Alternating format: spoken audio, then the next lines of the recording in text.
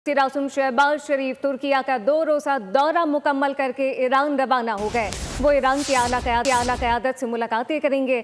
वज़ीर-ए-आज़म शहबाज शरीफ वफ़द के हमरा 4 मुल्कों के दौरे पर हैं। उन्होंने तुर्किया में सदर रजब तैयब एर्दोगान और आला हुक्काम से मुलाकातें की हैं। पाक भारत जंग के दौरान पाकिस्तान की हिमायत पर शुक्रिया भी अदा किया।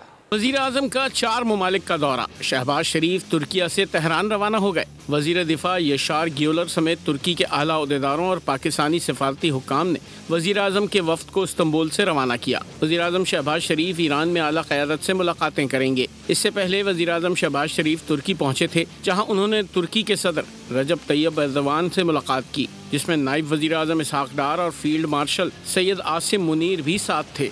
पाकिस्तानी वफ़द ने तुर्क अवाम और बिलखुसूस सदर एर्दोगान का शुक्रिया अदा किया, जिन्होंने पाक भारत जंग के दौरान पाकिस्तान के उसूली मौक़िफ़ की भरपूर हिमायत की। सदर एर्दोगान से मुलाकात में दिफा, मईशत, सियाहत और सक़ाफ़त समेत मुख्तलिफ शोबों में दो तरफ़ा ताउन को मज़ीद मजबूत करने पर तबादला ख्याल किया।